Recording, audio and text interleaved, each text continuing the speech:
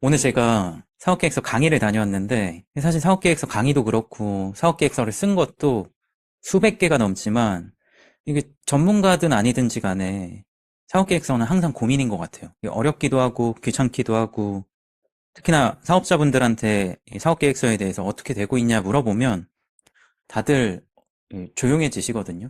어려워하시는 것 같아요.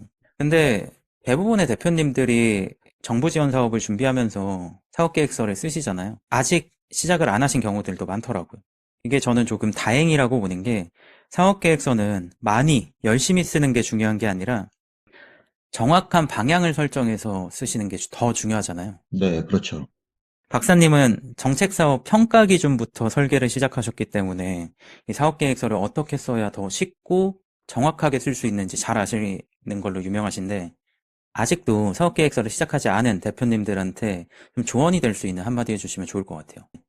실제로 다들 창업 지원 사업이나 정책 사업 지원을 결정하면서도 사업계획서 작성에 대해서는 어, 좀 꺼리는 그런 경향들이 좀 있는 것 같긴 합니다. 그래서 어떻게 작성해야 될지 사실은 뭔가 이제 미루는 행동이거든요. 그래서 대표님이 좀 작성을 미루신던지 아니면 음, 직원분들을 시키면 또 직원분들도 또 미뤄요, 작성을. 음, 음. 그래서 우리가 마감일에 맞춰가지고 억지로 이제 작성해서 빠르게 이제 제출하고 뭐 그러는 경향들이 좀 보이는데 네.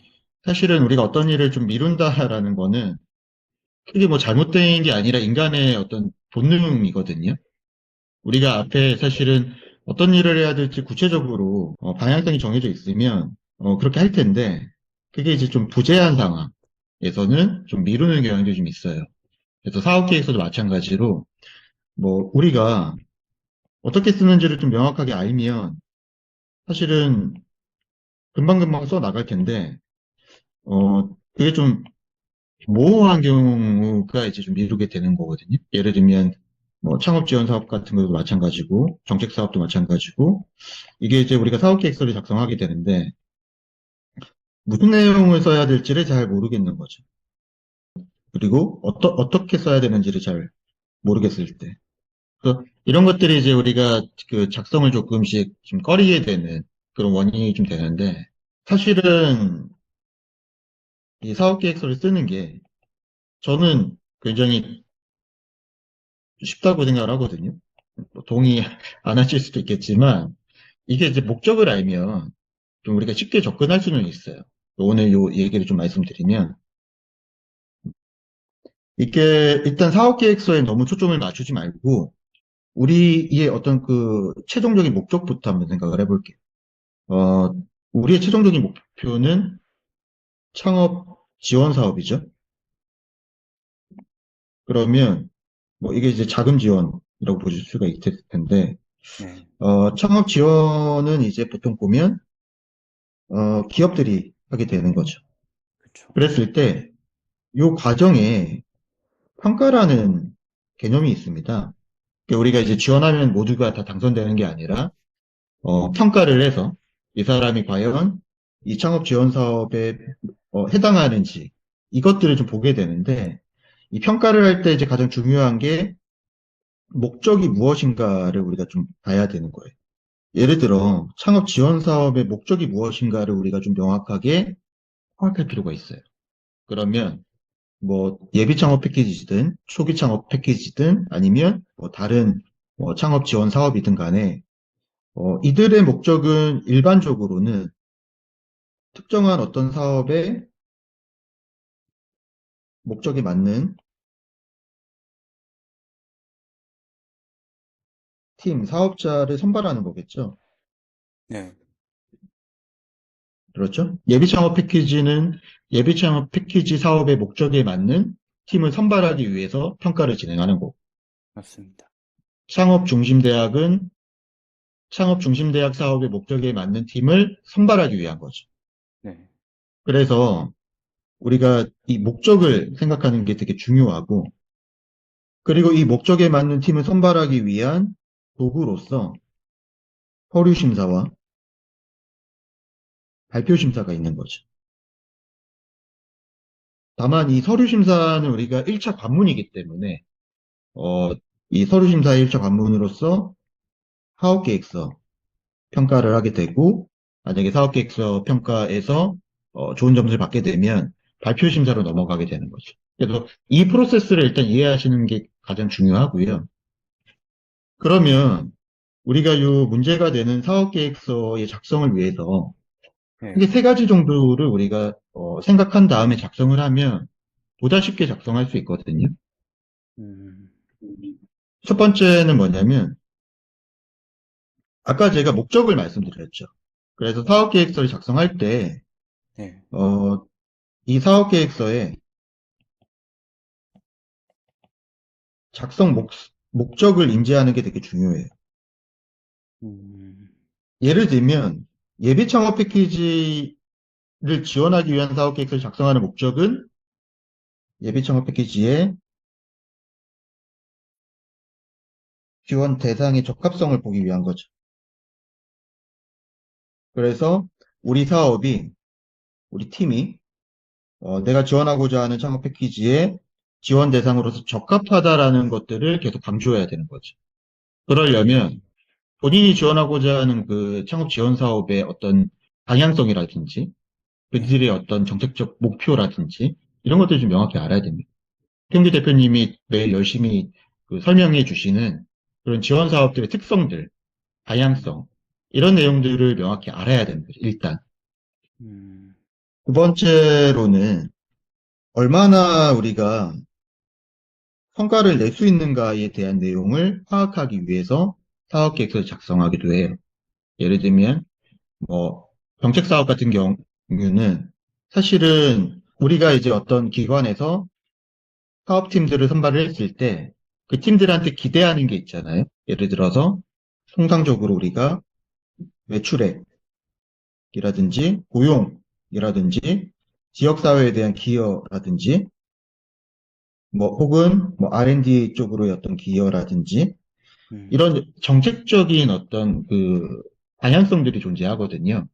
그래서 이게 아무래도 세금으로 구성되다 보니까 이게 세금의 목적인 이상 우리가 일반 기업한테 지원을 하지만 그럼에도 불구하고 공공의 이익에 이런 나라의 발전이겠죠. 나라나 지역의 발전에 부합하는 그런 성과들을 조금 내야 되는 어떤 부분들이 있죠. 그래서 이 내용들이 과연 사업계획서에 결부되어 같이 들어갈 수 있는가 이것들을 우리가 사업계획서 작성할 때 고려를 해야 된다는.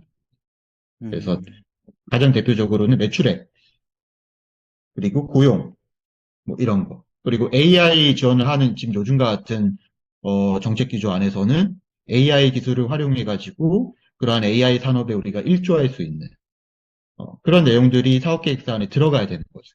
이것도 마찬가지로 음, 그 주간기관의 어떤 공고 내용들을 바라보면 네.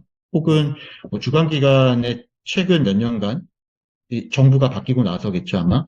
정부가 바뀔 네. 때마다 많이 바뀌니까. 그래서, 그 몇 년간의 어떤 연속되는 어떤 방향성 같은 것들을 우리가 좀 파악을 하고 거기에 맞춰서 작성하는 것들이 굉장히 중요하죠.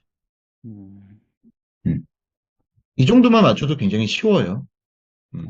그리고 마지막으로 조금 더 고려를 한다면, 자, 그럼에도 불구하고 사업계획서를 우리가 이제 작성을 해야 되는데 컴퓨터 앞에 앉으니까 뭘 써야 될지를 모르겠다. 라고 할 때는 제가 이제 드리는 팁은 사업계획서는 우리가 뭔가를 상상해서 머릿속으로 써내는 과정이 아니거든요. 결국은 사업이라는 거는 네. 다양한 사업적인 자원, 소스를 가지고서 그거를 그냥 배열하는 과정입니다. 그래서 내가 컴퓨터 앞에 앉아서 사업계획서를 자, 이제 쓰자라고 마음을 먹었는데 뭘 써야 될지 모르겠다면 아직 내가 갖고 있는 자원이, 사업 자원이 많지 않은 거예요. 음, 그래서 제가 드리는 팁은 사업에 대한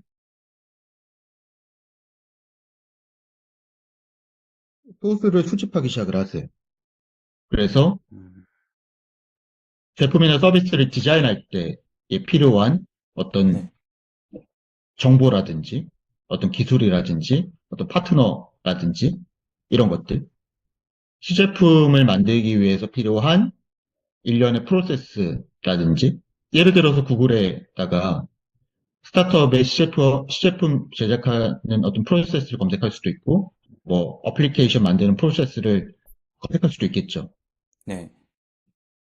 그리고 내가 어떤 그 제작하려고 하는 그런 어떤 시제품에 대한 내가 직접 못하면 그것들을 도와줄 수 있는 어떤 외주 업체라든지 그런 파트너들을 검색해서 찾아놓을 수도 있겠죠. 이런 산발적인 정보 소스들을 계속 수집을 하는 겁니다. 뭐 평소에.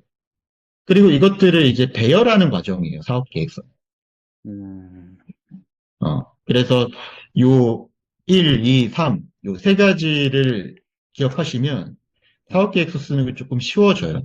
물론 뭐 이런 설득력의 차이라든지 어떤 사업 타당성을 우리가 표현한다거나 설득한다거나 이런 과정들은 사업계획서 안에서 뭐 그 수준 차이는 좀 있겠지만 기본적으로 사업계획서를 써나갈 때 요 세 가지만 알아도 굉장히 수월하게 시작을 하실 수가 있다. 이렇게 말씀드릴 수가 있겠고 어느 정도 요 정도의 방향성을 갖고 시작하셔야 의미 있는 자료가 나와요. 그런데 이 내용 없이 본인이 그냥 내가 갖고 있는 사업에 대한 얘기만 하시고 내가 하고 싶은 말만 쓰신다고 하시면 평가의 관점에서는 의미가 없죠. 사업계획에서 쓰는 목적 자체가 좋은 평가를 받기 위해서 아닌가요? 좋은 평가를 받기 위한다는 건 그 평가를 하는 사람들의 입맛에 맞게 그들이 생각하는 목적에 맞게 우리가 사업계획서를 작성해줘야 되기 때문에 오늘 말씀드린 내용들이 사실 굉장히 중요하다. 이렇게 말씀드릴 수 있겠습니다. 아, 이거 진짜 사업자들한테 도움이 되는 얘기네요. 지금 시즌이 정부 지원 사업 시즌이라 사실 사업계획서를 아직 작성하지 않으신 대표님들은 사업계획서를 준비할 만한 시간이 한 2주에서 3주 정도 남아 있는 것 같은데, 이 짧은 시간 동안 알려주신 방법들을 활용했을 때 사업계획서가 잘 완성이 될 수 있을까요? 네, 빠듯하지만 좀 서둘러서 이렇게 하시면 저는 가능하다고 생각을 하고요. 음, 근데 이제 본인이 본인의 어떤 그 속도를 알기 때문에 생각을 잘 해보시는 게 좋을 것 같아요. 그리고 뭐 만약에 이제 사업계획서의 어떤 그 작성 목적을 인지하지 못했거나 뭐 성과 측면에서도 어떻게 해야 될지 모르겠다 뭐 이런 생각이 드시면 어 이런 내용들 잘 알고 있는 이제 창업 멘토라든지 기관에 직접 연락을 하셔서 그 네. 내용들을 좀 파악하시는 게 저는 조금 더 빠르게 진행할 수 있는 방법 같고요.